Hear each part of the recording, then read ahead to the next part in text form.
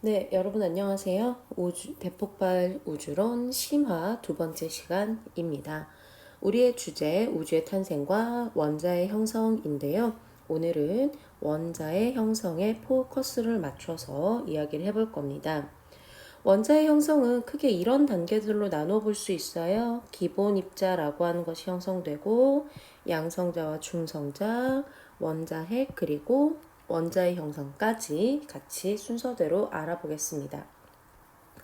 먼저 우리가 기본 입자라고 부르는 알갱이인데요. 기본 입자는 우리가 물질을 이루는 더 이상 분해할 수 없는 가장 작은 알갱이를 기본 입자라고 이야기합니다. 우리가 물질이라고 부르는 것들은 분자라고 부르는 물질의 성질을 지니는 가장 작은 알갱이로 구성되어 있죠. 이 분자라고 하는 것을 다시 우리가 분해해보면 분자는 원자의 조합으로 이야기할 수 있어요.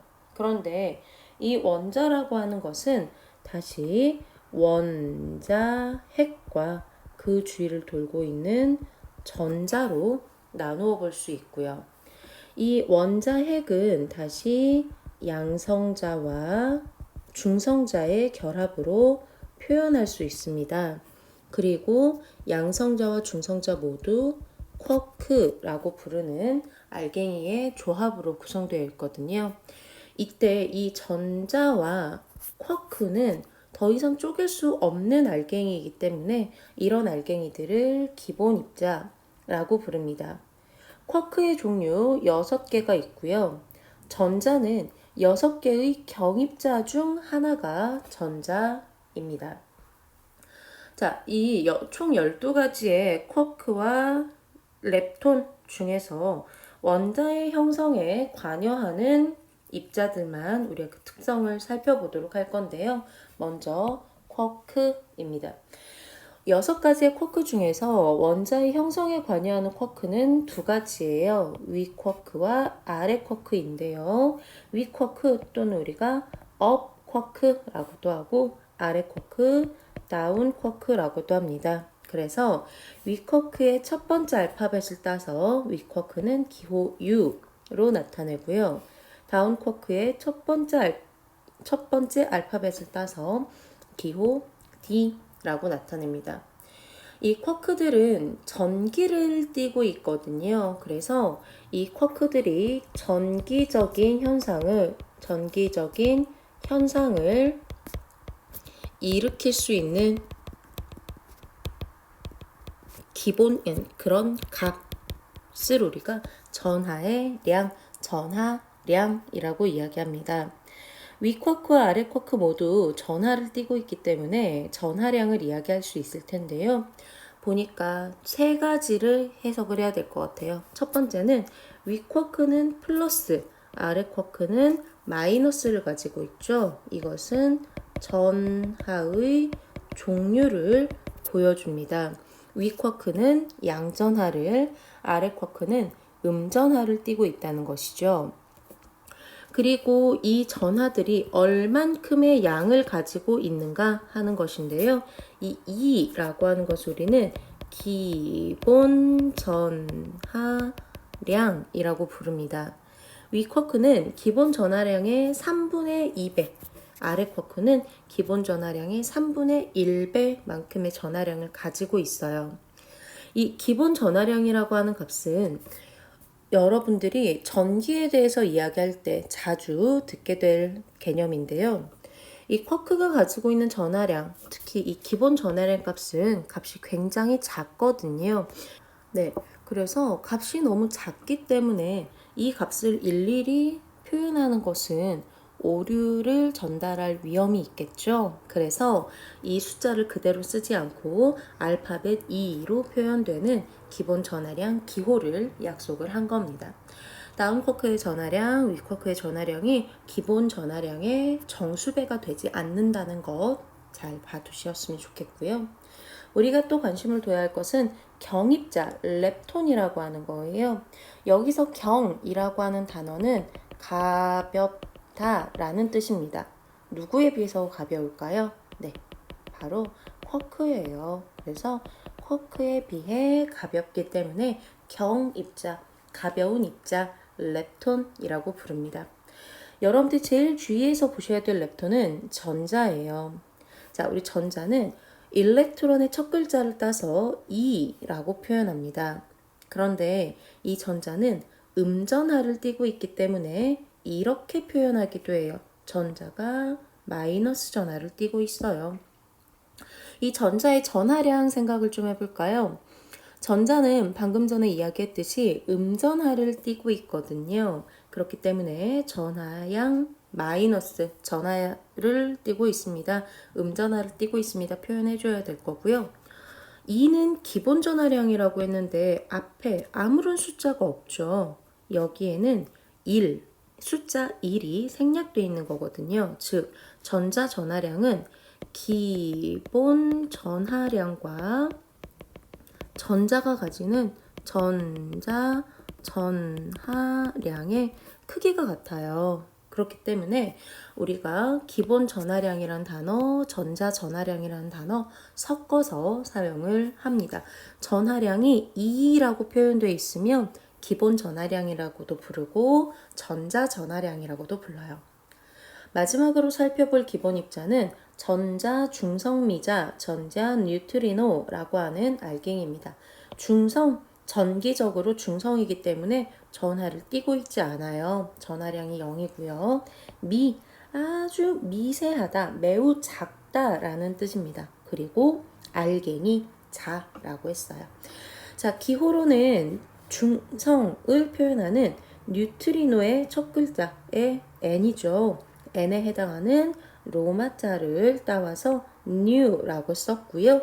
전자중성미자이기 때문에 E를 밑에 같이 붙여주었습니다. 그래서 이 네 가지의 기본 입자가 원자의 형성에 관여하게 될 건데요. 이 기본 입자가 형성될 때는 우주의 온도와 밀도가 굉장히 높았거든요. 그래서 물질이 빛으로 다시 빛이 물질로 변하는 과정이 반복되었을 것이라고 추측하기 때문에 물질과 빛이 분리되지 않았다. 여러분들이 생각하는 것처럼 물질과 빛을 구별할 수는 없었다라고 이야기합니다. 이 기본 입자들이 결합해서 더 무거운 입자를 만들려면 시간이 좀 더 지나고 우주가 조금 더 차가워져야 되겠죠. 처음으로 등장한 큰 알갱이는 양성자와 중성자입니다. 이름에서부터 한번 유추를 해볼까요? 자, 알갱이입니다. 어떤 알갱이냐면 양전하를 띤 알갱이에요. 그렇다면 중성자는 뭘까요? 자, 알갱이죠. 어떤 알갱인가요? 전하를 띠지 않은 알갱이를 중성자라고 합니다. 이 양성자와 중성자는 쿼크가 결합해서 생성이 됩니다. 이 양성자와 중성자는 같은 쿼크가 같은 종류의 쿼크가 서로 다른 비율로 결합해서 만들어져요. 이 쿼크가 형성되던 시기는 물론 양성자와 중성자가 형성되던 시기는 물론 쿼크가 결합할 수 있을 만큼 우주가 차가워졌지만 이 결합이 강하게 유지될 만큼 차갑지는 않았을 것이라고 생각했기 때문에 양성자가 분해돼서 쿼크가 재결합해서 중성자가 되기도 하고 또는 중성자가 만들어진 후에 이 중성자를 구성했던 쿼크가 분해되고 재결합해서 양성자를 만들기도 하는 시기였을 거라고 생각을 해요. 그래서 양성자가 중성자가 되기도 하고 중성자가 양성자가 되기도 하기 때문에 얘는 반드시 양성자, 저 알갱이는 반드시 중성자라고 카운트하는 게 의미가 없겠죠. 그래서 양성자 반, 중성자 반, 양성자와 중성자의 수가 1대1의 비율을 가졌을 것이라고 예측하고 있습니다. 아직은 아주 좁은 우주에 많은 입자들이 가득하기 때문에 여전히 탁한 상태의 불투명한 우주, 였을 것이라고 유추를 하고 있어요.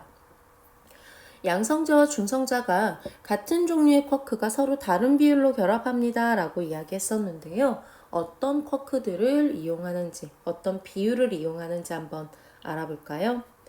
네, 양성자를 만드는 쿼크들과 중성자를 만드는 쿼크들을 나타내 보았습니다. 양성자를 만드는 데는 3개의 쿼크가 필요한데요.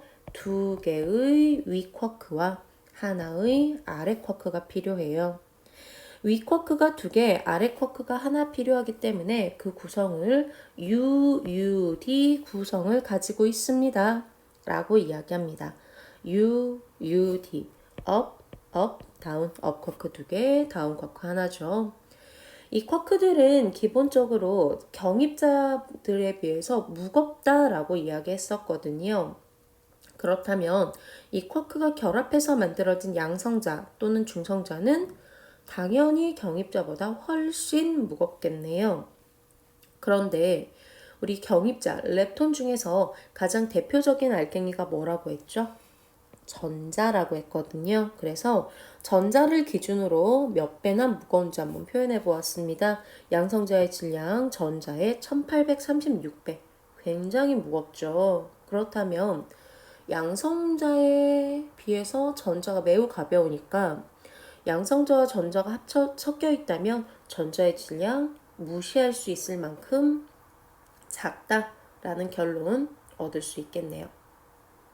이 양성자는 전하를 띤 알갱이들이 결합해서 만들어진 것이기 때문에 이 성분 알갱이들이 가지는 전하량의 합이 양성자의 전하량이 될 거거든요. 성분 알갱이의 전하량 업쿼크 하나 플러스 3분의 2 이만큼의 전하량 띄고 있고요.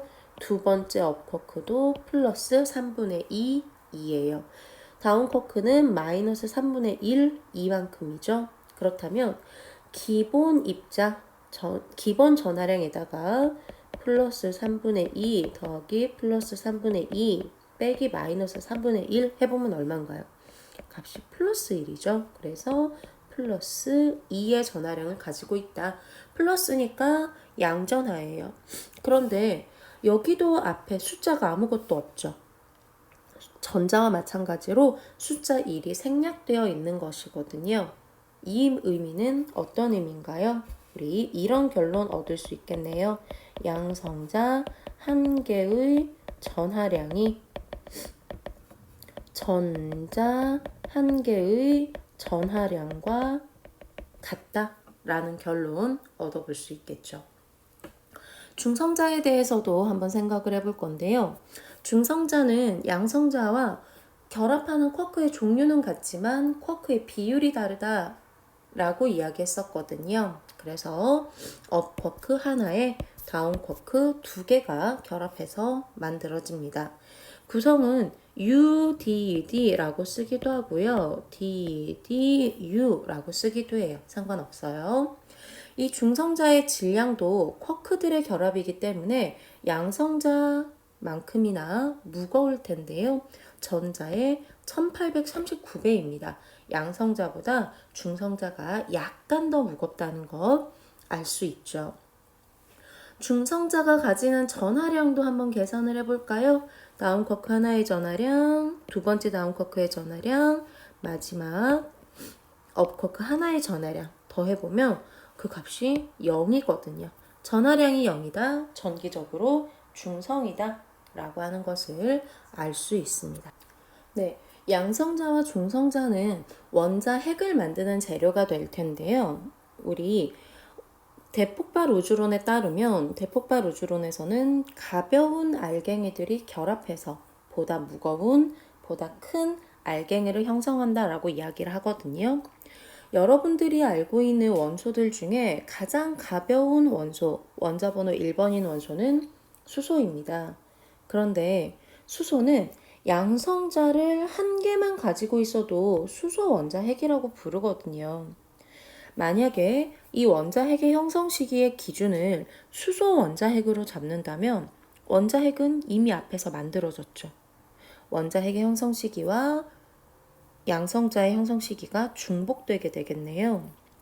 그래서 우리가 원자핵의 형성은 수소 원자핵이 아니라 헬륨 원자핵을 기준으로 이야기합니다.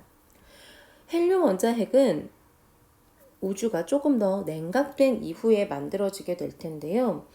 양성자와 중성자가 생성된 이후에도 우주는 끊임없이 넓어질 거고요. 우주가 팽창하면서 우주는 냉각될 거예요. 이 우주가 냉각되게 되면 양성자가 중성자로 변환되는 일은 그나마 비교적 쉽지만 중성자가 양성자로 변환되는 일은 점점점 어려워질 거거든요. 그러면 반대로 이야기했네요. 양성자가 중성자로 변하는 일은 어렵지만 중성자가 양성자로 바뀌는 일은 상대적으로 쉽습니다. 그러면 중성자가 양성자로 쉽게 바뀔 수 있기 때문에 양성자의 수는 증가하게 되지만 중성자의 수는 점점점 감소하게 되겠죠.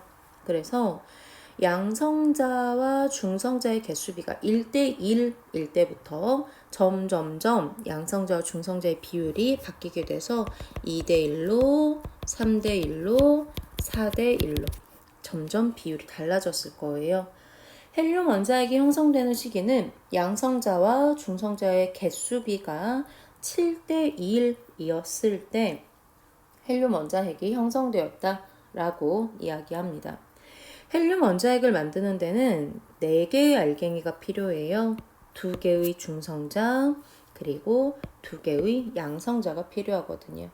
그런데 이 알갱이들이 한꺼번에 빵 하고 결합을 하는 건 아니라서 헬륨 원자핵을 만드는 과정 순서대로 생각을 해볼 겁니다. 헬륨 원자핵을 만들기 위해서는 4개의 알갱이가 결합해야 합니다 라고 이야기했는데 4개의 알갱이가 순차적으로 결합해야 한다라고 이야기했거든요. 그렇다면 양성자와 양성자가 먼저 결합할 수 있을까요? 결합할 수 없죠. 왜냐하면 양성자는 모두 양전하를 띠고 있기 때문에 둘 사이에는 서로 밀어내는 반발력이 작용해요. 둘이 먼저 결합할 수는 없어요. 그럼 중성자와 중성자가 먼저 결합할 수 있을까요? 이 둘 사이에는 서로를 끌어당길 수 있는 힘이 없거든요. 그럼 누가 먼저 결합해야 되나요? 그렇죠. 양성자 하나, 중성자 하나가 먼저 결합해야 합니다. 네, 양성자 하나, 중성자 하나 먼저 결합하는 과정 이렇게 볼 겁니다. 양성자 여기 있죠. 여기 있는 것 양성자고요. 여기는 알갱이 중성자입니다. 자, 양성자와 중성자 사이에 우리가 강한 핵력이라고 부르는 힘이 작용하게 되면 이 둘이 결합할 수 있게 되고요. 이 결합한 결과가 이 원자핵이에요. 이 원자핵의 이름을 알아볼 건데요. 이 원자핵에는 양성자가 하나, 중성자가 하나 들어가 있거든요. 원자의 종류를 결정하는 것은 양성자입니다. 양성자 몇 개 있나요? 1개 있죠. 양성자가 1개이면 얘는 반드시 수소예요. 양성자가 하나이면 반드시 수소라고 부릅니다. 그런데 얘는 중성자가 하나 더 있거든요. 앞에서 얘도 양성자 하나 있는 이 알갱이도 수소 원자핵이라고 부를 수 있어요. 이 원자핵과 이 원자핵 사이에는 어떤 차이가 있나요? 그쵸. 중성자 하나만큼 이쪽이 더 무거울 거거든요. 그래서 무거운 수소, 중수소 원자핵이라고 불러요. 양성자 하나, 중성자 하나 결합해서 중수소 원자핵을 만들어냈습니다. 이 중수소 원자핵에 중성자와 양성자가 융합하면 헬륨 원자핵이 만들어질 텐데 그때가 약 3분 정도의 시간이 지났을 때라고 이야기해요. 이 중수소 원자핵에 중성자와 양성자가 결합하는 순서는 상관이 없어요. 중성자가 먼저 결합한 후에 양성자가 결합해도 되고요. 또는 양성자가 결합한 후에 중성자가 결합해도 됩니다. 2가지 코스를 모두 살펴볼 건데요. 첫 번째는 중수소 원자핵에 중성자를 융합시켜 볼 겁니다. 그 만들어진 결과물인데요. 자, 중성자 2개, 양성자 하나가 결합했어요. 양성자 몇 개 있나요?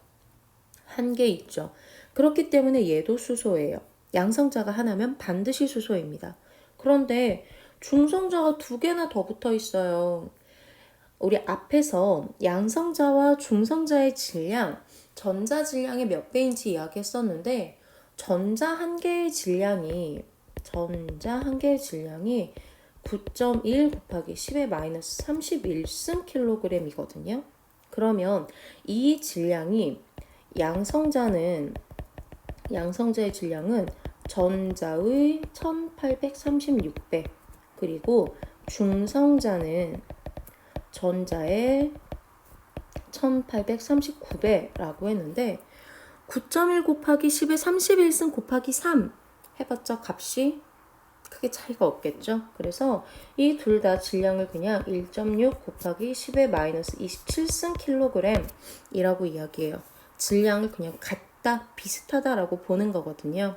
그러면 양성자 하나만 있을 때보다 질량이 비슷한 알갱이가 2개가 더 결합했잖아요. 몇 배 무거워졌나요?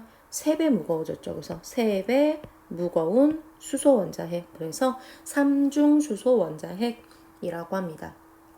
여기에다가 양성자를 하나 더 융합시켜 볼까요? 그러면 양성자가 2개가 되었기 때문에 얘는 더 이상 수소가 아니에요. 양성자가 2개이면 헬륨입니다. 여기에 중성자 2개 결합해 있는 거 그대로 있어요. 질량수라고 하는 개념이 있는데요. 질량수라고 하는 개념, 우리 이 원자핵 안에 양성자와 중성자가 몇 개 들어있나요?의 개념이거든요. 이 헬륨 원자핵에는 양성자가 2개, 중성자도 2개 있기 때문에 질량수가 4라고 부르는 헬륨 원자핵이 형성되었습니다.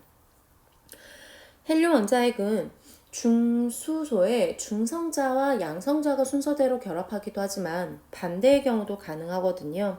중수소에 양성자와 중성자가 순서대로 결합해 볼 겁니다. 중수소 원자핵에 양성자가 융합하게 되면 만들어지는 알갱이에요. 양성자가 2개이기 때문에 얘는 이미 헬륨입니다. 그리고 알갱이가 양성자 2개, 중성자 하나 결합했기 때문에 양성자 수 더하기 중성자의 수를 나타내는 질량수가 3이에요. 그런데 이 질량수가 3인 이 헬륨 원자핵은 불안정한 헬륨 원자핵이거든요. 왜 불안정하냐면 중성자가 모자라기 때문이에요. 자, 안정한 상태가 되기 위해서는 중성자가 하나 더 융합해서 이런 원자핵을 만들어 내게 될 겁니다. 이 원자핵이 형성되던 시기, 헬륨 원자핵이 형성되던 시기는 원래 양성자와 중성자의 개수비가 7대1이다 라고 이야기했었거든요. 양성자 빨간색 공으로, 중성자 파란색 공으로 나타내 보았는데요. 7대1의 개수비에서 헬륨 원자핵을 만들기 위해서는 중성자가 2개 필요하기 때문에 개수를 2배로 14대2로 늘려보았어요. 14개의 양성자와 2개의 중성자가 있습니다. 이 중에서 2개의 양성자, 2개의 양성자, 2개의 중성자가 결합하게 되면 하나의 헬륨 원자핵이 형성되게 될 거고요. 이 원자핵을 구성하고 있는 양성자와 중성자의 질량 거의 비슷하기 때문에 질량 그냥 4라고 두어봅시다.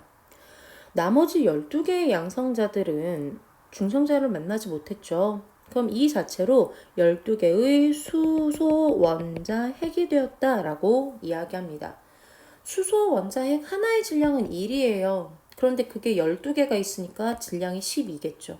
그러면 질량비가 수소와 헬륨의 질량비가 12대 4, 즉 3대 1이 되었을 거고요. 이 이후에는 우주가 더 차가워지면서 우주 안에 헬륨 원자핵이 빈 공간에서 형성되지는 않았기 때문에 이 값이 변하지 않고 고정되었다라고 이야기해요.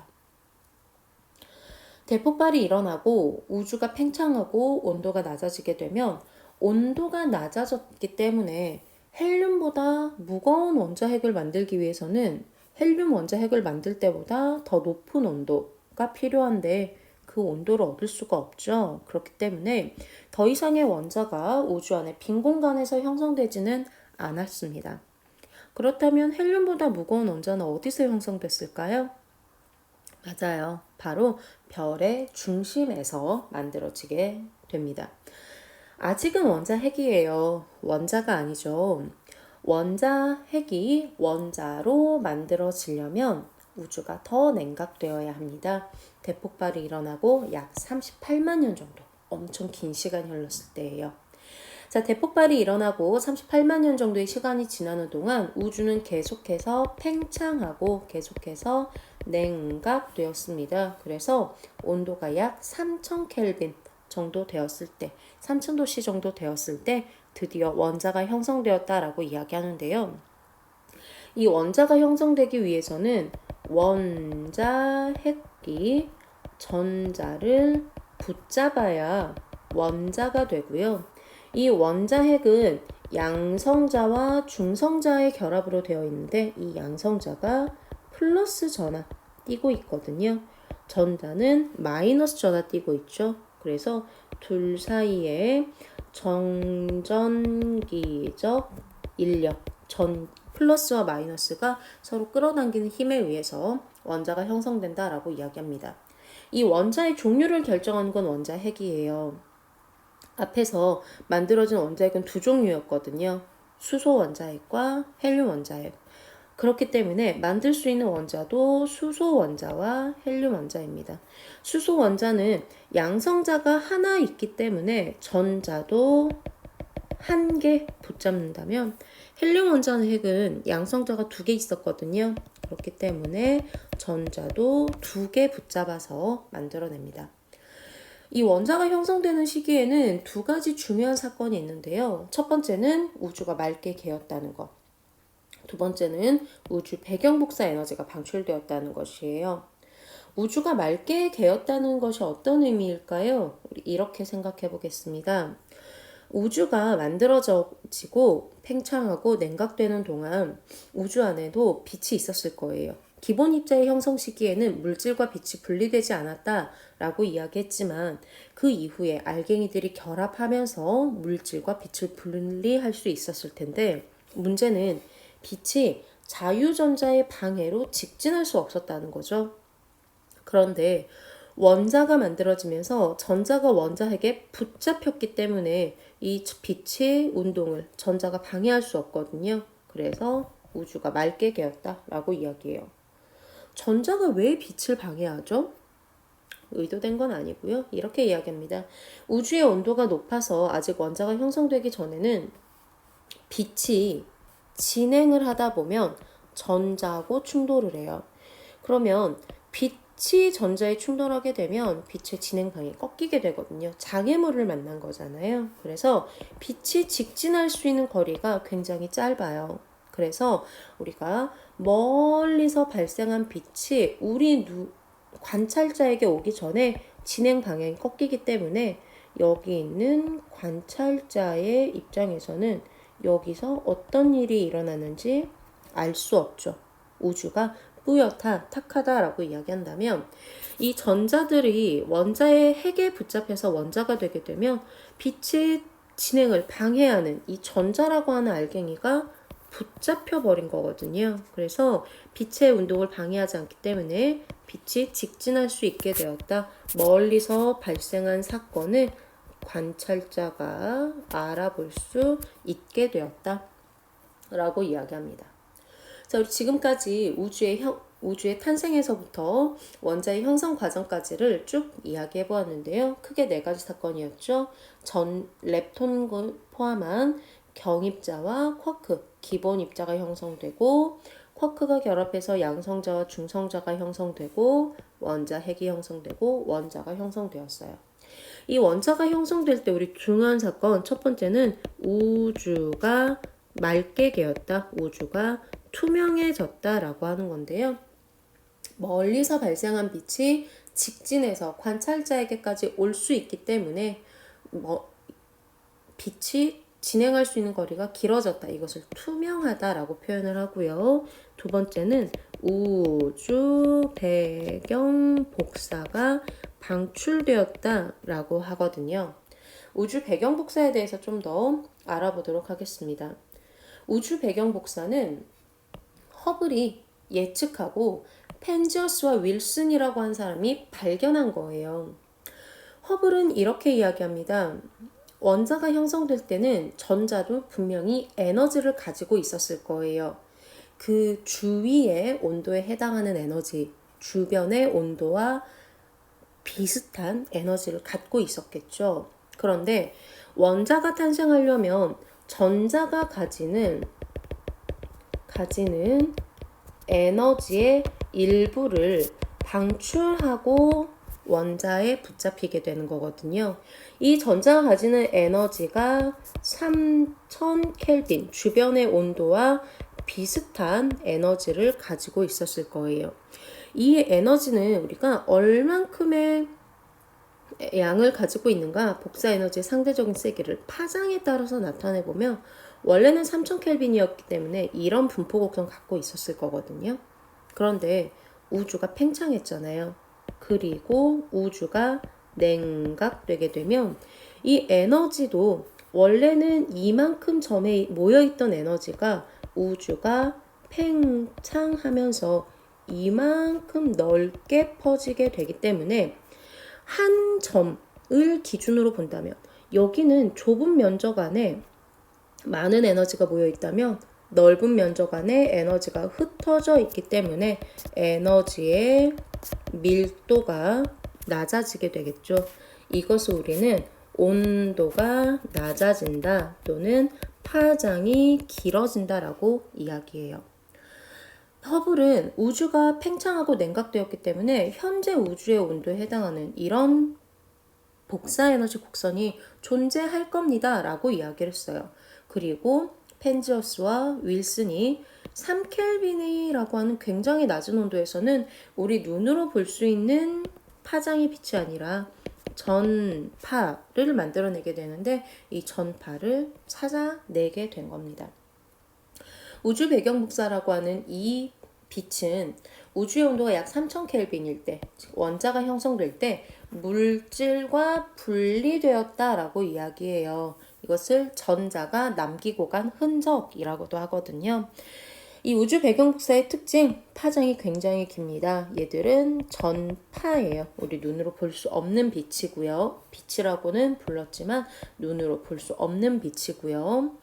이 우주 배경 복사는 우주의 모든 방향에서 대체로 균일하게 관측됩니다. 대체로 균일하게, 모두 균일하지는 않아요.